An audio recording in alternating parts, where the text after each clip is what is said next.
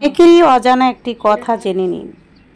অনেক সন্তানের টাকা চাইলেও বাবা মায়ের জন্য খরচ করতে পারে না। অনেক সন্তানেরই দেখবেন অনেক টাকা পয়সা আছে, ব্যাংক ব্যালেন্স আছে, মানি ব্যাগ ভর্তি টাকা, কিন্তু বাবা মায়ের জন্য সেই টাকা তাদের অবধি পৌঁছাতে পারে না, কারণ এটা একটা ভাগ্যর ব্যাপার। তো অনেকেই আছে বাবা মা থেকেও বাবা মায়ের জন্য খরচ করতে চায় না। বাবা মায়ের যখন ঔষধের প্রয়োজন পড়বে, বাবা মায়ের যখন টাকার চাহিদা পড়বে, যখন বাবা মা তাদের প্রয়োজন অনুযায়ী তাদের কাছ থেকে টাকা চাইবে, তখন তাদের হিসাব বেড়ে যায়, তাদের হিসাবের তালিকাটা খুবই বেড়ে যায়। তখন খরচের পরিমাণটা ভাবে কমিয়ে করতে হবে, সেইটা তারা টান দিয়ে বসে। এরকম মানুষ আছে।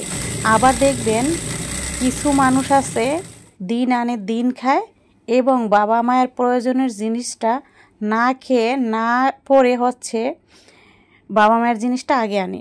বাবা মাকে যেটা দেওয়ার দরকার সেটা তারা এক মুঠ ভাত কম খেয়েও বাবা মায়ের প্রয়োজনের জিনিসটা সবার আগে আনে। এটা বেশিরভাগই দিনমজুর যারা থাকে তাদের কিন্তু এই কাজটা তারা করে থাকে। তারা বোঝে বাবা মায়ের কদরটা বেশিরভাগ। আর অনেক মানুষ দেখবেন টাকা পয়সা অভাব নেই, হ্যাঁ, গাড়ি বাড়ি অভাব নেই, অথচ বাবা মায়ের জন্য যখন টাকার প্রয়োজন হবে, তাদের ঔষধের যখন প্রয়োজন হবে, তাদেরকে খাওয়ানোর যখন কোনো একটা প্রয়োজন হবে, তখন কি জন্য টাকাটা খরচ করা হয় সেইটার হিসাব নিয়ে তারা পৌঁছতে থাকে।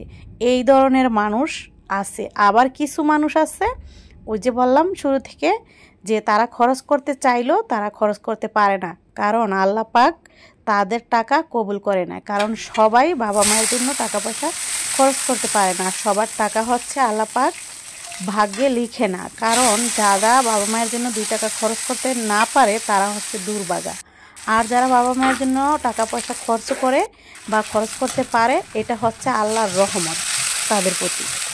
সম্মানিত দর্শক, আসসালামু আলাইকুম। আমি ফাতেমা বলছি নারায়ণগঞ্জ থেকে। সবাইকে ওয়েলকাম জানিয়ে শুরু করছি নতুন দিনে নতুন আরও একটি লাইফস্টাইল ব্লগিং ভিডিও। আশা করছি সম্পূর্ণ ভিডিওটি শেষ পর্যন্ত দেখবেন। ইনশাল্লাহ ভিডিওটি আপনাদের কাছে ভালো লাগবে। এই তো সকাল থেকে অনেক কাজকাম করে ফেলেছি, সেগুলো অবশ্য সব কিছু আপনাদের মাঝে তুলে ধরিনি। সকালের নাস্তা পানি খাওয়া দাওয়া শেষে তারপর কোটাকাটি করা হলো, এরপর রান্না টান্না গুজগাছ করে তারপর চলে আসলাম। অবশ্য সেলাইও করেছি নাস্তা খাওয়ার পরে। তো যাই হোক, নিত্যদিনের এরকম কাজগুলি আপনাদের মাঝে তুলে ধরি, কারণ কী করবো, আমরা তো ঘরোয়াভাবে যেই কাজগুলো করি সেগুলি আপনাদের সাথে শেয়ার করি। ডেলি যা করি, ডেলি ব্লগ আপনাদের সাথে শেয়ার করি। যারা ভিডিওটা দেখতেছেন আপনারা মনোযোগ সহকারে দেখবেন। যারা এখনও আমার চ্যানেলটিকে সাবস্ক্রাইব করেননি, প্লিজ আমার চ্যানেলটিকে সাবস্ক্রাইব করে দিবেন। যারা অলরেডি করে দিয়েছেন তাদেরকে অসংখ্য অসংখ্য ধন্যবাদ। আপনারা এত সুন্দর কমেন্ট করেন, আপনাদের কমেন্ট পড়লে আমার মনটা ভরে যায়। এত সুন্দর কমেন্ট আপনারা কিভাবে করেন, মাশাআল্লাহ। আপনাদের কমেন্ট পড়ে আমি অনেক খুশি। আপনাদেরকে অসংখ্য ধন্যবাদ, কারণ আমি এক এক করে সবার কমেন্ট পড়ে শোনাতে পারবো না। তো এই জন্য প্রত্যেকেই ভালো কমেন্ট করেন, এমন কেউ নাই যে খারাপ কোনো কমেন্ট করেছেন। আলহামদুলিল্লাহ, সবাইকে যেন ভালো রাখে, সুস্থ রাখে এবং তাদের মন মানসিকতা যেন আল্লাহ পাক ভালো রাখে বা ভালো করে দেয়। তো এই যে এখানে আমি লতি ভাজি করছি। লতিটা অবশ্য শুক্রবার দিন আনা হয়েছিল, বাবা বাড়িতে গিয়েছিলাম, তো সেই লতি আর কি ভাজি করতেছিলাম। তো চিংড়ি মাছ দিয়ে লতি ভাজি করা হবে। ছোট চিংড়ি ছিল না, যার কারণে বড় চিংড়িকে ছোট পিস করে ভাজি করতেছি। আসলে ইলিশ মাছ চিংড়ি মাছ না দিয়ে যদি লতি ভাজি করা হয় খেতে ভালো লাগে না। আর এটা যেহেতু নিজেদের লাগানো যে কচু গাছ ছিল ফ্রেশ ভালো, যার কারণে এতটা ভালো, মানে গলা তো ধরেই না, খুবই নরম।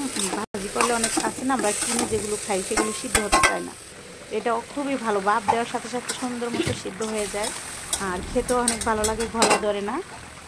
তো যাই হোক, ওই পাশে লতি ভাজি হইতেছে, এই পাশে আবার আমি যে তেলাপিয়া মাছ ভেজে রান্না করতেছি কাঁচকলা দিয়ে। কাঁচকলাটাও অবশ্য বাবার বাড়ি থেকে আনছিলাম, গাছের কলা, এর ভিতর কোনো ভেজাল নেই। আসলে মাঝে মাঝে যাইলে কিন্তু অনেক কিছু আনা যায়, কারণ আব্বা মা কিছু সবজি টবজি গাছগাছরা লাগায়।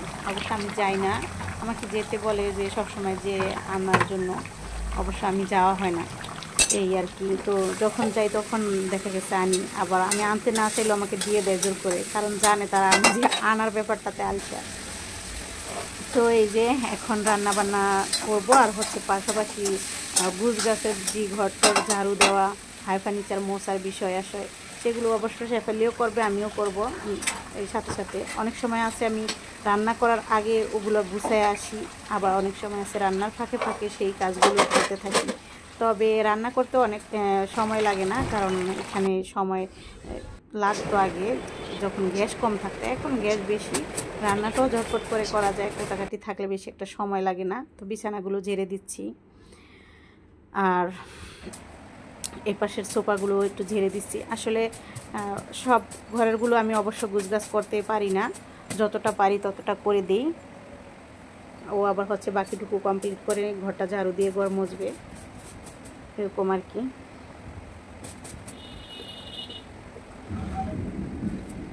আসলে ওরও তো মানুষের বাড়িতে যেতে হয়, তো আমি যদি একটু কাজ করে দিই তাহলে কিন্তু ওর ভালো হয়। তাছাড়া ও এমনিতে অনেক ভালো, যদি বলি যে তুমি আমার এই কাজটা করে দাও, সে করে দিবে মুখ বুঝে, কখনো বলবে না আমি এটা পারবো না। আসে না অনেক সময় যদি কোনো কারণে রাগ হই, তারপরও কোনো কথা বলবে না। এই জন্য ওর প্রতি আমার একটা মায়া। আমি হচ্ছে ওকে যেভাবে পারি হেল্প করার চেষ্টা করি, যেভাবে পারি করি, মানে ওই মানবতাটা ও রাখে। আর আসলে সবাই তো বিশ্বাসী না, ও হচ্ছে আমাদের কাছে অনেক বিশ্বাসী, যার কারণে হচ্ছে মানুষের তো দোষ ত্রুটি থাকেই। তো কিছু মনে করি না, কারণ অনেক সময় দেখা গেছে আমার অনেক কাজ হয়ে যায়, লেট করে আসে, একটু আগে আসলে আমার জন্য ভালো হয়।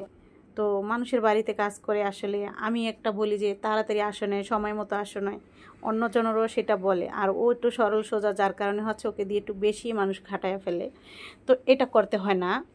তো সবাই তো সেটা বোঝে না। এই তো বিকেলের দিকে পুটিং আর বিকেলের নাস্তা রেডি, আমার মেয়ে সবগুলো করেছে, শিউলি। তো যাই হোক, বড় মেয়ে আসছে, তার জন্য এই আইটেমগুলো করা হয়েছে। সবাই ভালো থাকবেন, কেমন লাগলো অবশ্যই জানাবেন। আল্লাহ হাফেজ।